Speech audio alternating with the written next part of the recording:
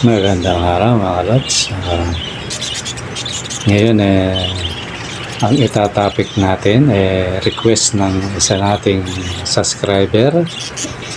Sabi niya, Lods, minsan naman itopic mo patungkol sa pagnenesting ng mga chicks. Let it, bang, bang. Magandang araw mga lods. Sana lahat tayo magandang araw mga idol. Ngayon yung panahon kanina aga ako nagising, siguro mga alas 6, mag-alas 6, siguro mga 5:45. Nagdilig na ako ng sabi niya parang kukulimlim, pero bandang huli umaraw, tapos kukulimlim uli, pero ang panahon maalinsangan mga lods. Mga lods, ito itatapik tayo ngayon, although ito sa mga veterans na medyo alam na to, pero para sa mga kasama natin na mga newbie, para sa kanila daw mga lods. Yung tanong ni Faustino, yan, shoutout sa iyo idol, taga Nabotas yan, si Idol Pau. Yan. Sabi niya, Lods, minsan topic mo naman, sabi niya, yung patungkol sa nesting, yung pagpupugad ng nesting material, gano'n, ng mga kids. Yan. Yan ang tanong ni Idol na request niya. Tanong o request. Sabihin natin request mga Lods.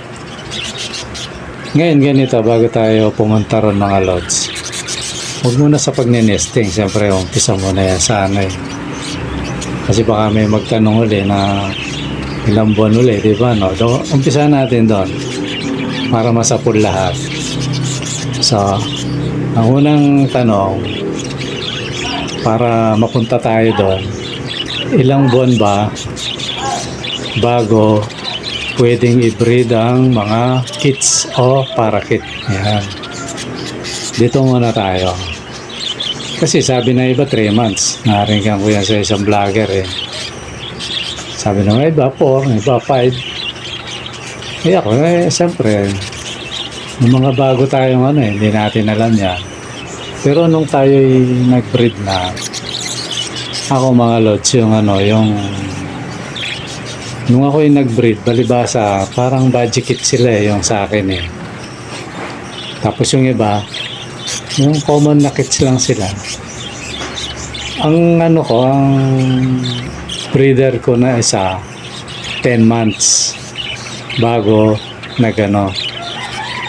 bago siya nagitlog, kumbaga. Tapos meron naman parang 8 months, parang ganon. Ngayon, tinignan ko kung ano yung pinaka-the best na nung ako'y bago pa lang. Mas the best mga lods, 10 months. Diba parang ang tagal. Pero, pag sinalang mo naman yan, salpo ka na agad mga lods. Kaagad yan? Kumbaga, talagang naghahanap na ng pugad dyan, ng nest box, naghahanap na ng kaparis, lalo na kung nabili mo yung pares, di ba, no? Kasi ang diskarte dyan mga lods, ito ating ko kayo. Pag yung unang bili mo, kasi bata yan, halimbawa nabili mo bata, more or less yan, nasa 2 months mahigit lang yan pag yung galing sa pet market Pag bata yan, huwag mo muna lalagyan ng nest box. Huwag mo lalagyan. Kasi pag nasana yan na wala pabayaan mong gumulang yung yung ibon mo. Ngayon, pag medyo nasa 8 buwan na siya, yun, tsaka mo lagyan. Huwag kasi pinakabata akong 6 months depende rin, pero ako pinapayo ko siguro pinakabata 6 months, pero pinakapayo ko sa inyo 9 or 10 months. Yan. Pag mga 8 months na siya yun, lagyan mo na ng nest box. Tsaka mo palang ikabit yung nest box. Para at least kikilatisin na niya yon. Tapos bibilang ka lang ng more or less mga 1 buwan, ganon. Sasampa na yon. Di ba? Yun yung tamang ano. Kasi tandaan nyo, lahat ng bagay, mga idol. Ito, gagawa ulit tayo ng para-release. Gumawa ka ng suka, yung sausawan, lods. Alin pinakamasarap na sausawan? Yung tinimpla mo lang na ginawa mo, ilang araw lang, o yung pinagulang mo na talagang nasa tamang edad ng suka. Diba, masarap yung nasa edad yung suka. Talagang solid yung asim na. Sa alak, ganun din. Yan nga yung mga alak na bumibilang ng ano, yung taon bago nila piniperment nila, di ba? Fermented na alak. Bumibilang ng maraming taon yun, kaya ang mamahal eh. Lalo yung mga imported na alak. Kasi sa Pilipinas, wala eh. Gusto ng Pilipino, bilisan eh. Pero kung gusto mo ng quality, kagaya sa ibang bansa, kukuha lang tayong halimbawa, mga lods. Di ba pag yung alak eh, pinagulang talaga, tama sa ano, manood kayo mga lods na patungkol sa alak. Mas matagal siyang in-stock nung ginawa siyang alak ha. Mas malakas siya, mas matapang, mas masarap, sabi ng mga manginginom. Kasi ako mga lods, hindi na ako manginginom eh. Pero alam ko yung lasa ng alak kasi dati rin tayo niyan eh. Tumigil na lang ako mga lods. Diba no? O, balik tayo sa kids. Ganon din yung sa kids mga lods. Kung nasa tamang edad yung ibon mo, eh, magandang mag-breed dyan. Kasi nasa gulang na siya eh. Kumbaga sa tao, nasa tamang edad siya, alam na niya yung responsibilidad niya. Di ba ganun, no? So, ganun yun sa mga kids, mga lods. Kaya panigurado yun, lalo na kung 10 months mo sila bago mo binitaw. Panigurado yun, magandang mag-breed dyan, mga lods. Sure ball yun, baka buhay lahat yung anak niyan eh.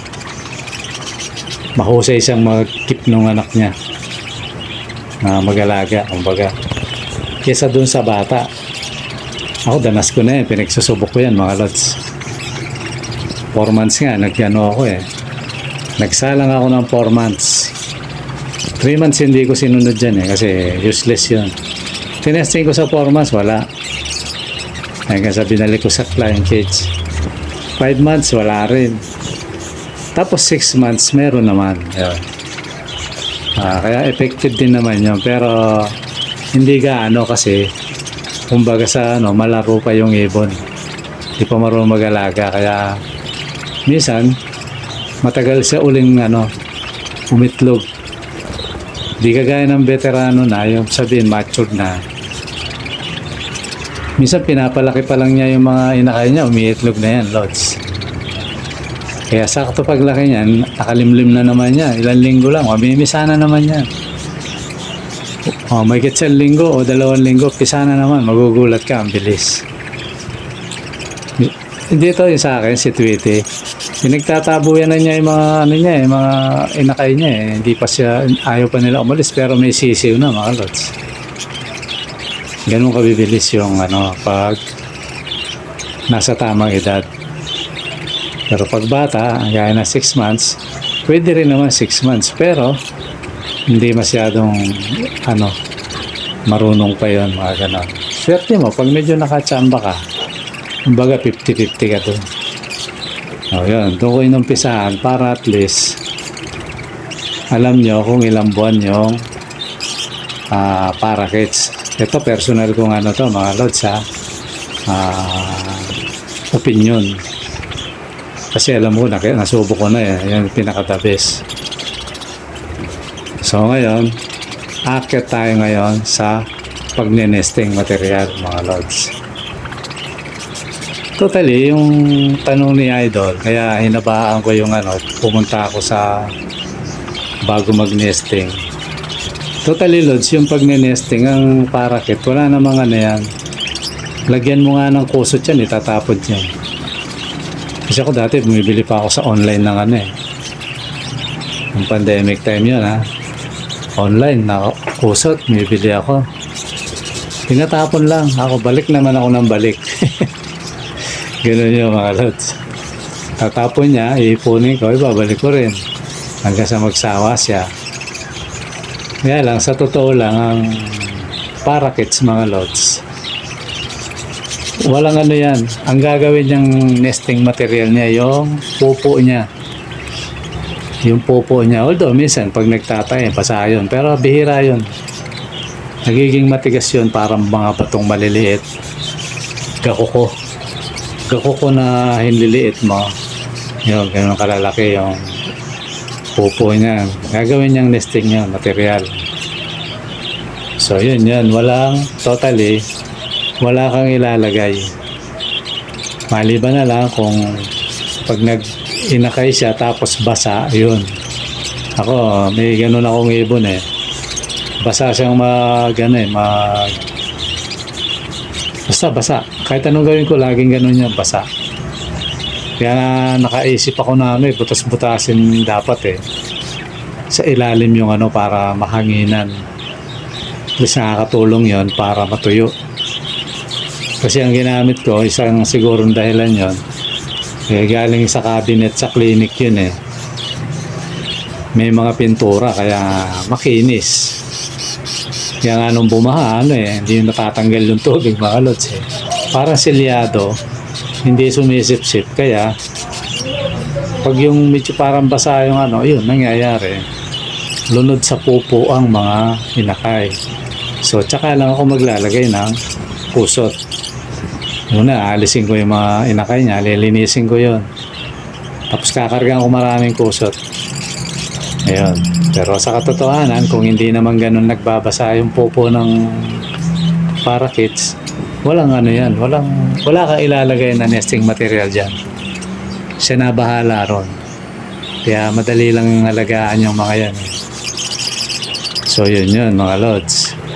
Ang tanong mo, idol. So dudugtungan ko na rin. So pag nesting na yan, tapos naglilimlim, tapos mag-iinakay, di ba na? Ayun, medyo dalawang paraan yan eh.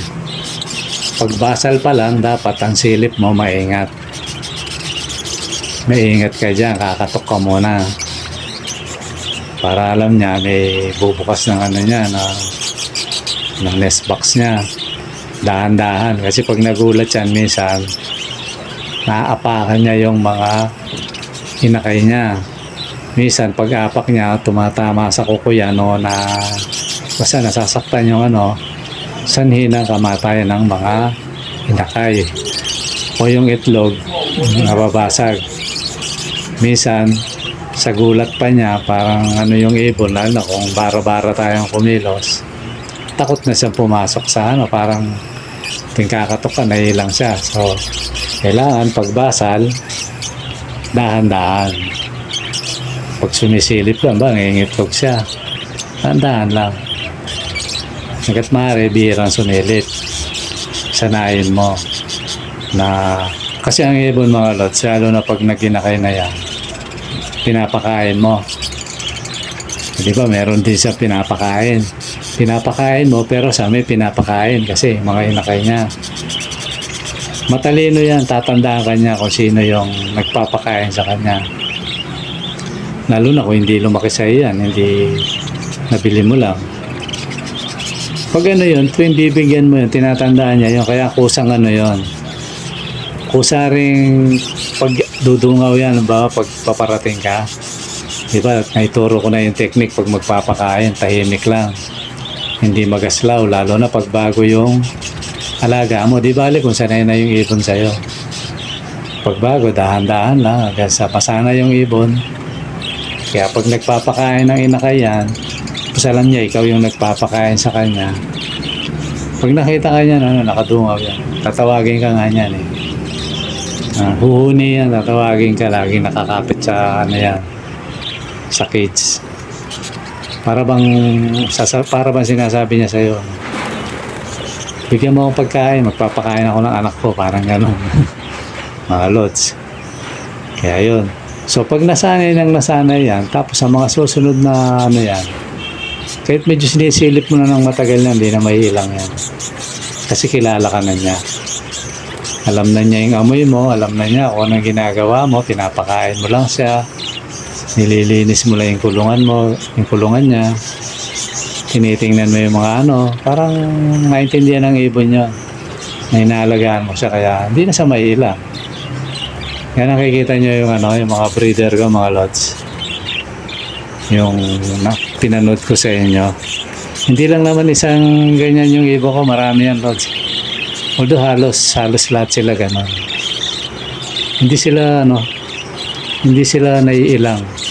Kaya nga yung isa nakaalpas kasi pagpasok ng isa nagulat napalabas ng nest box Although nahuli naman natin yan. Na pa rin natin kasi pumunta doon sa maraming mga parakeets natin na nasa cage. Ganun mga lods. Aamo yan. Lalo pag matagal na kayo nagsasama ng ibon, maamo na yan. Kasi pag hindi umamo sa iyo ibon, may diferensya sa pag-aalaga mga lods. Naring maingay ka, ganun. O kaya nagugulat ang ibon. Tuwing makikita ka ng ibon, matatakot yun, lods. Kumbaga, hindi ka niya mamahalin. Natatakot, ganun. Para bang ganito mga lods. Ako, ito na yung magaslaw. Ito na yung maingay, ganun. Diba? Para-para kang gumalaw, Tapos maingay ka pa. Kaya ako, lods, pag nagpapakain ako, hindi ako nagsasalita, maliban na lang kung kinakausap ako ni Mrs. Pero pag sumagot naman ako, banayad. Kasi minsan mga lods, habang nagpapakain ako, pinapanood ako ni Commander. Nagkukwento si Commander. Pero pag sumagot ako, banayad. Hindi ako sumasagot ng malakas ang boses kasi isa ng ibon nagugulat. Bagamat sanay na sa akin yung mga alaga ko. Ang pinaka ko niyan, yung although minsan para akong kengkoy na nagsasalita, kausap ko ibon siguro kayo rin, di ba mga lods, normal sa mag-ibon yun na kinakausap mo yun, alam ng ibon yun, rin yun minsan pinaka ko sa kanila, senya, sipol, ayan. Kaya na pag nag-iina ka nagsasalita ako mag-isa, kinakausap ko yung ibon. Ganun naman pag may alaga kang hayop baboy nga lola ko nung araw kinakausap yung baboy niya kaya minsan lolo ko natatawa sabi nga ng lolo ko hindi naman sasagot sa iyan ganun yun mga lods, kahit hindi sasagot sa ating alaga natin, kinakausap natin yan, di ba? Yan walang mag-iibon na hindi ganun mga lods. Kahit sa gusto mo kinakausap mo ibon mo, parang ganito sample. Halimbawa si Tweety, pagbukas ko napisa lahat, sasabihin ko, pambira ka Tweety, talagang ang lakas mo kinakausap ko. Yung ibon naman nakatingin lang sa iyo ganun lang yung mga lods sa pag-aalaga. Kaya Pau Postino lods, kinumpleto ko yung tanong mo, hindi lang sa pagnenesting, magmula sa bata hanggang sa mag-itlog, hanggang sa mamisa, diba hanggang sa pagpapakain, dapat banayad ka. Although yung pagpapakain mula bata yan, pinapakain mo na pero dapat mas maingat ka pag may inakay na yan, kasi yan minsan lalapit sa'yo yan lods buti kung naka-safety yung mo na kahit makawala, meron pa rin kumbaga naka-screen ka pa rin o kaya nasa loob ka ng isang ginawa mong pinakabahay nila. Pero pag hindi, ingat. Kasi minsan sobrang tiwala na ng ibon. Lalapit sa'yo, kagaya yung nakita niya. Dadapo yun sa kamay paano kung lumabas. Siyempre magugulat na yung ibon, ba't nasa labas siya? Mahirap na siyang tawagin. Mabuting kung pupunta siya dun sa kagaya ng sinabi ko na pag bumanda siya dun sa mga ibon, mahuhuli ko yun kasi mako-corner siya. Pero pag hindi, goodbye Philippines na mga lods. Naalpasan akong ganyan yung Lutino eh. Hindi ko pa siya na-i-breed, tinagulan ko pa naman yan mga lods. Nag-flyby agad eh. Ganun talaga sa pag-iibon. Hindi ka magiging mahusay na mag-iibon pag hindi mo naranasan lahat ng mga disaster sa pag-iibon. Dadaanan mo lahat yan kasi parang mundo yan eh. Ngayon ang mundo mo, kumbaga sa ibunan mo, lods. Imaginary uli. Parang kaharian mo yan o mundo. Di ba? Lahat ng lahat ng disaster, masaya, malungkot, lahat ng pangyayaring, mga kakaiba at saka mga normal na pangyayari. Mararanasan mo yan sa pag-iibon. Ganun yun mga lods. Kaya, hindi ka nag-succeed ngayon. Huwag kang malumbay. Sabihin, hindi naman tumama yung sabi ni Lods. Hindi, maaaring natsambahan ka lang. Ka uli? Subok. Try and try. Diba? Kaya nga dito, ang payo ko pag bibili, dapat pinakakonti mong bibilin 3 pares. Kasi minsan talaga nakakatsamba ka na matagal mag-breed. O kaya minsan hindi marunong. Pero kung 3 pares yun, o kaya 5 pares, sa gusto mo may magaling dyan.